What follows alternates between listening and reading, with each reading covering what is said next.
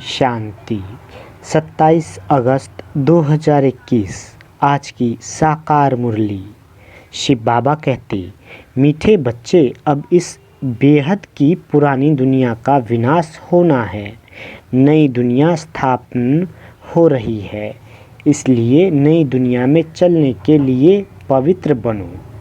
प्रश्न, परमात्मा के बारे में तुम बच्चे कौन सी वंडरफुल बात जानते हो जो मनुष्य की समझ से बाहर है? उत्तर, तुम कहते हो जैसे आत्मा ज्योति बिंदु है, वैसे परमात्मा भी अति सूक्ष्म ज्योति बिंदु है। यह वंडरफुल बातें मनुष्य की समझ से बाहर है। कई बच्चे भी इसमें मूझ जाते हैं। बाबा कहते, बच्चे मूझो मत। अगर छोटे रूप में याद नहीं रहती तो बड़े रूप में याद करो।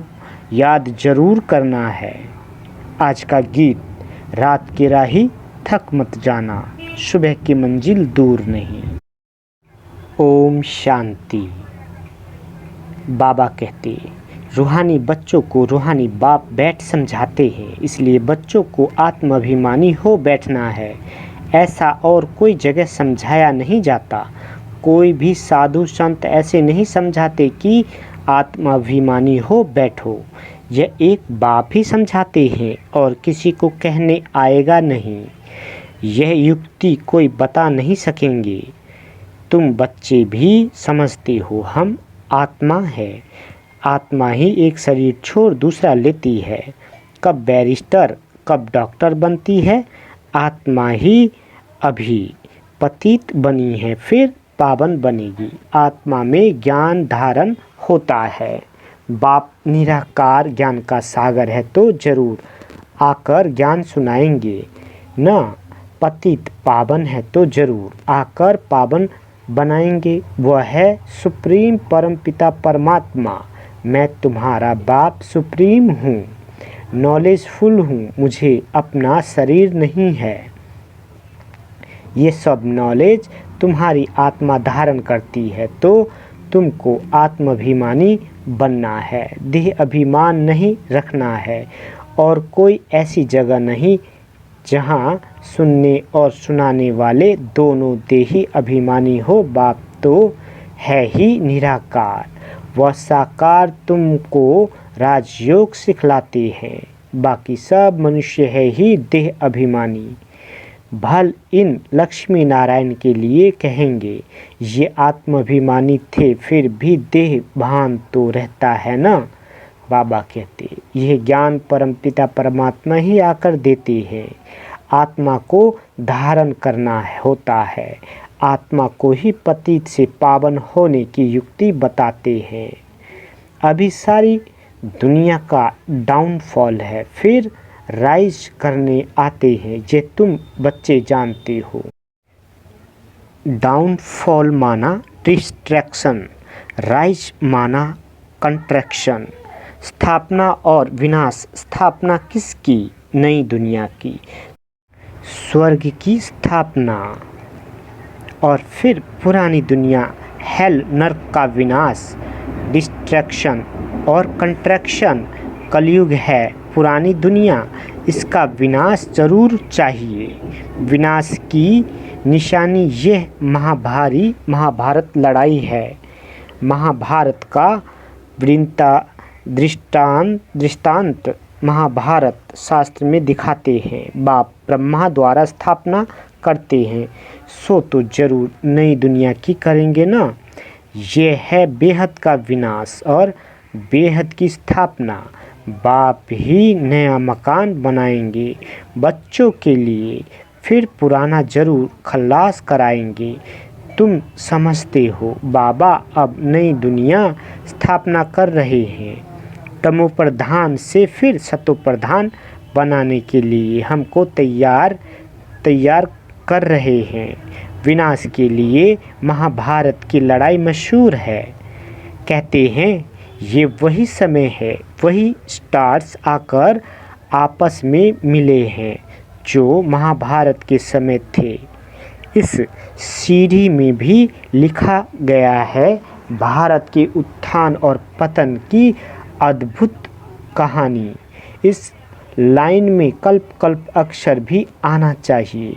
बाबा कहते शुरू से अंत तक मनुष्य 84 जन्म लेते हैं, ये भी तुम्हारी बुद्धि में है। मनुष्य की बुद्धि को तो एकदम गॉडरेज का ताला लगा हुआ है। इन बातों को मनुष्य को जानना है।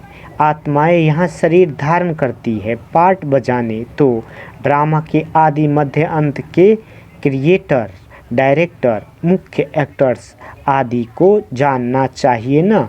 अभी तुमको ड्रामा के आदि मध्य अंत यूं इज हु सारे ड्रामा का पता पड़ गया है। शुरू से लेकर अंत तक बाप द्वारा यह नॉलेज सारी मिल रही है। सृष्टि चक्र कैसे फिरता है, इनको कहा जाता है रूहानी नॉलेज। जिस्मानी ज्ञान को फिलॉसफी कहा जाता है। स्पिरिचुअल नॉलेज, रूहानी नॉलेज को ज्ञान कहा जाता है। अब यह सब बातें बच्चों की बुद्धि में बिठाई है। बच्चे जानते हैं अब 84 जन्मों का नाटक पूरा होता है। अभी हम वापिस जाते हैं, परंतु पतित कोई वापिस जा न सके। नहीं तो इतने जब तब तीर्थ आदि क्यों करते? पवित्र बनने लिए ही गंगा स्नान करने जाते हैं, परंतु उससे कोई पावन तो बन नहीं सकते, इसलिए वापिस कोई जा नहीं सकते।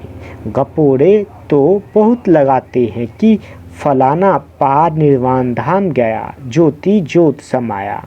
बाप ने समझाया है वापिस कोई जाता नहीं है, सब एक्ट्रेस यहाँ ही है।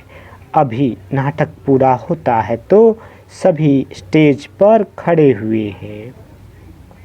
बाबा कहते अभी सब यहाँ मौजूद है। मनुष्य को पता नहीं कि बौद्धिक क्रिश्चियन आदि कहाँ है। तुम समझते हो जो सब आत्माएं ऊपर से यहाँ आई है, वह सब इस समय तमो प्रधान है। तमो प्रधान से सतो प्रधान कल्प पहले भी बने थे। बाप ही आकर स्थापना विनाश कराते हैं। कहते भी हैं यह ज्ञान राजाओं का राजा बनाने वाला है। यह बेहद के बाप ने कहा है कि मैं तुमको राजाओं का राजा बनाता हूँ। कृष्ण तो स्थापना नहीं कराते, क्रिएटर बाप है। बाप ही आकर समझाते हैं कि तुम मुझे बुलाते ही तब हो जबकि सृष्टि पतित है, ऐसे नहीं कि मैं नई सृष्टि रचता हूँ जैसे दिखाते हैं प्रलय हुई। ये सब रॉन्ग है। बाबा कहते मनुष्य बुलाते ही हैं कि हे पतित पावन आओ, तो जरूर पतित दुनिया में आएंगे ना। बाप ही आकर कृष्णपुरी का साक्षात्कार कराते हैं, दिखाते हैं कृष्ण पीपल के पत्ते पर सागर में आया। ये है ठीक बात। नई दुनिया में फर्स्ट कृष्ण ही आते हैं, सागर में नहीं परंतु गर्भ महल में आते हैं। अंगूठा चूसते बड़े आराम से गर्भ महल में रहते हैं।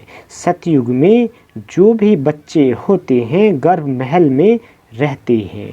उन्होंने गर्भ महल की बात को फिर सागर के पत्ते पर बैठ दिखाया है। ये सब है भक्ति मार्ग की बातें। बाप इन सब शास्त्रों का सार बैठ समझाते हैं। यहाँ गर्भ जेल में रहते हैं, तब कहते हैं हमको बाहर निकालो, फिर हम पाप नहीं करेंगे। परंतु रावण की दुनिया में पाप तो होते ही हैं, फिर भी पाप करने लग पड़ते हैं। तुम आधा कल्प जेल वर्ड बन जाते हो। जो चोर लोगों को जेल बर्ड कहते हैं। बाबा कहते बाहर निकलते रहते फिर भी चोरी करते रहते हैं और जेल में जाना पड़ता है, इसलिए जेल बर्ड्स कहते हैं। बाप ने समझाया है ये रावण राज्य है, वहाँ तो ये बातें होती ही नहीं। वह है ही राम राज्य, वहाँ ना गर्भ जेल है और ना वह जेल होता है। यहाँ तो कितने मनुष्य जेल में पड़े रहते हैं। गर्भ जेल है तो वह भी जेल है, डबल जेल है। कलयुग का अंत है ना। बाप समझाते हैं तुम बच्चे अभी कंट्रैक्शन कर रहे हो। राइज और फॉल हर कल्प होता ही रहता है। राइज और फॉल दुनिया का होता है, उसमें मुख्य पार्ट है भारत का। गाते भी रहते हैं आत्मा परमात्मा अलग रहे बहुकाल। सुंदर मेला हो गया जब सतगुरु मिले दलाल। तो उसका भी हिसाब चाहिए ना। कौन सी आत्माएं बहुकाल से अलग रहती है? पहले देवी देवता धर्म की आत्माएं आती है पाट बजाने। अभी वह देवता है नहीं जो राज करके जाते हैं, उन्हों के चित्र निशानियां रहती है। राजाई तो ख़त्म हो गई, हेवन खलास हो जाता है तो फिर जेल होता है, फिर जेल ख़त्म हो हेवन बनता है तो नई दुनिया का कंट्रैक्शन होता है और हेल का डिस्ट्रक्शन होता है। कंट्रैक्शन के लिए बच्चे चाहिए ना, रहने वाले भी तुम हो। बाबा कहते पहले तो तुमको दैवी गुणों वाला देवता बनना पड़े। ये भी गायन है। मनुष्य से देवता किए न लागी वार, मूत पलती मनुष्य है ना भगवान वाच। गृहस्थ व्यवहार में रहते कमल फूल समान बनना है। ये इस मृत्यु लोक का है ही अंतिम जन्म, इसमें पवित्र बनना है। ये अच्छी रीति समझाना चाहिए। हम यह मृत्यु लोक का अंतिम जन्म पवित्र रहते हैं। बाप कहते हैं इन विकारों पर जीत पाने से तुम विश्व का मालिक बनेंगे। बच्चे भी सुनकर फिर औरों को समझाते हैं कि इस पुरानी दुनिया का विनाश सामने खड़ा है। ये वही महाभारत की लड़ाई है। काम महाशत्रु है, इसलिए प्रतिज्ञा करो। अभी तुम समझते हो हम पवित्र बनते हैं। इस पुरानी दुनिया का विनाश जरूर होना है, उनके पहले पवित्र जरूर बनना है। विनाश होता है फिर तो बात मत पूछो, हाहाकार हो जाता है। बहुत कड़ा मौत है, तुम देख भी नहीं सकेंगे। कोई का ऑपरेशन होता है तो कमज़ोर लोग ठहरते नहीं, गिर पड़ते हैं। इसलिए डॉक्टर लोग फैमिलीज़ को तो अलाउड नहीं करते। यह तो कितना भारी ऑपरेशन होगा, एक दो को मारते रहेंगे। यह है डर्टी दुनिया, कांटों का जंगल। सतयुग को कहा जाता है गार्डन ऑफ फ्लावर्स, फूलों का बगीचा। देवताएं चैतन्य फूल है ना। मनुष्य तो समझते हैं बहिश्त में कोई फूलों का बगीचा होता है, जो सुनते हैं सो कह देते हैं गार्डन ऑफ अल्लाह कहते हैं ना। फिर ध्यान में भी गार्डन देखेंगे, अल्लाह ने हाथ में फूल दिया। बाबा कहते बुद्धि में ही खुदाई बगीचा है। भक्ति मार्ग में साक्षात्कार करने के लिए भक्ति करते हैं। साक्षात्कार हुआ तो कहेंगे सर्वव्यापी है ना, जो पास्ट हुआ सो फिर होगा। बच्चे जिस पोशाक में जैसे आए हैं ऐसी पोशाक में फिर कल्प बाद आएंगे। ड्रामा को कोई अच्छी रीति समझते हैं। बाबा के पास कोई आते हैं तो बाबा पूछते हैं आगे कब आए हो? कहते हैं हाँ बाबा, आपसे कल्प आगे भी मिले थे, आपसे वर्षा लेने आए थे। बाप पूछते हैं क्या मर्तबा पाया था? बाबा मम्मा कहते हैं तो ज़रूर उन्हों के घराने में आएंगे। बाबा कहते हैं ऐसा पुरुषार्थ करो जो ऊंच पद पाओ। यह सब बातें तुम्हारी बुद्धि में है। बरोबर लड़ाई भी है, नरक विनाश तो होना ही है। तुम्हारे पास चित्र बड़े फर्स्ट क्लास है। यह कृष्ण के 2 गोले वाला चित्र भी छपाना चाहिए। इसमें बड़ा क्लियर है। स्वर्ग के द्वार खुलते हैं तो नरक तरफ लात है। तुम्हारा भी मुंह है स्वर्ग तरफ। यह तो बिल्कुल एक्यूरेट बात है। जानते हो, अभी हमको घर जाना है तो घर को भी ही याद करना पड़े, पुरानी दुनिया को भूलना पड़े। इसको कहा जाता है बेहद का वैराग्य। पुरानी दुनिया को छोड़ हम बाबा के पास जाते हैं। याद की यात्रा से ही जाएंगे। मुख्य है ही याद की बात। याद तो सब करते हैं ना। अभी बाप यथार्थ बात आकर समझाते हैं कि मुझे याद करो। ये है अव्यभिचारी याद, सो भी अर्थ सहित। तुम जानते हो शिव बाबा भी बिंदी है। अपने को भी आत्मा बिंदी समझे, बाप को भी बिंदी समझे। नई बातें भूल जाते हैं। अपने को आत्मा समझ फिर बाप को और अपने घर को याद करना है। अच्छा, बिंदी छोटी लगती है, घर तो बड़ा है ना। घर को याद करो। बाबा भी वहाँ रहते हैं। हम तुम वहाँ जाएंगे जहाँ बाबा रहते हैं। बिंदी याद नहीं पड़ती है। अच्छा, घर तो याद पड़ता है ना। बाबा कहते वो है शांति धाम और वह है सुख धाम, ये है दुख धाम। अभी तुम नंबरवार पुरुषार्थ अनुसार पढ़ रहे हो, फिर सुख धाम में आ जाएंगे। बाप के बच्चे हैं तो जरूर स्वर्ग की बादशाही चाहिए। कल्प पहले भी शिव बाबा आया था, स्वर्ग की बादशाही दी थी। तुम भूल गए हो। बाप कहते हैं अभी फिर आया हूँ तुमको देने। कितने बार तुमने राजाई ली और गवाई है। बाबा कहते अनगिनत बार वर्षा लिया है, फिर भी ऐसे बाप को भूल क्यों जाते हो। माया के तूफान से बहुत लड़ाई होती है, इसलिए नाटक भी दिखाते हैं। माया उस तरफ खींचती है, प्रभु इस तरफ खींचते हैं। ज्ञान में विघ्न नहीं पड़ते, याद में विघ्न पड़ते हैं। इसमें ही मेहनत है। अब बाप कहते हैं महारथी बनो। इस पुरानी दुनिया को तो आग लगनी है। इस यज्ञ में सारी पुरानी दुनिया स्वाहा होनी है तो महावीर भी बनना है।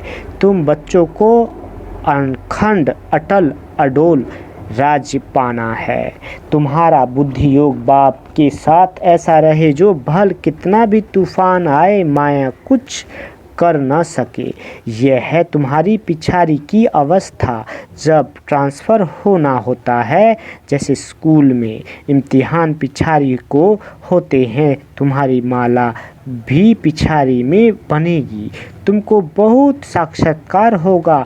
फलाने ये बनेंगे, फलाने ये बनेगा, ये दासी बनेगी, ये सब बताएंगे। उस समय तो कुछ भी कर नहीं सकेंगे, फिर पछताना पड़ेगा। ये हमने क्या किया, श्रीमत पर क्यों नहीं चला। परंतु अंत समय में कुछ हो नहीं सकेगा। ऐसे बहुत पछताते हैं मनुष्य, किसका खून कर फिर बाद में पछताते हैं। परंतु खून तो हो गया, फिर क्या कर सकेंगे। इसलिए बाप कहते हैं गफलत मत करो, अपना पुरुषार्थ करते रहो। अच्छा, मीठे मीठे स्केल दे बच्चों प्रति माता पिता बाप दादा का याद प्यार और गुड मॉर्निंग। रूहानी बाप की रूहानी बच्चों को नमस्ते। हम रूहानी बच्चों की रूहानी माता पिता बाप दादा को याद प्यार गुड मॉर्निंग और नमस्ते। मीठे बाबा नमस्ते। धारणा के लिए मुख्य सार। पहला, 84 जन्मों का नाटक अभी पूरा होता है, वापस घर चलना है। इसलिए आत्माभिमानी रह पावन बनना है, देह अभिमान मिटाना है। दूसरा, अर्थ सहित अपने को आत्मा बिंदु समझ बिंदु बाप की अव्यभिचारी याद में रहना है। महावीर बन अपनी अवस्था अडोल अचल बनानी है। वरदान, सर्व आत्माओं के प्रति स्नेह और शुभ चिंतक की भावना रखने वाले देही अभिमानी भाव। बाबा कहते जैसे महिमा करने वाली आत्मा के प्रति स्नेह की भावना रहती है। ऐसे ही जब कोई शिक्षा का इशारा देता है तो उसमें भी उस आत्मा के प्रति ऐसे ही स्नेह की शुभचिंतन की भावना रहे कि यह मेरे लिए बड़े से बड़े शुभचिंतक है। ऐसी स्थिति को कहा जाता है देही अभिमानी। अगर देही अभिमानी नहीं है तो जरूर अभिमान है। अभिमान वाला कभी अपना अपमान सहन नहीं कर सकता। स्लोगन: सदा परमात्मा प्यार में खोए रहो तो दुखों की दुनिया भूल जाएंगी। अच्छा, ओम शांति।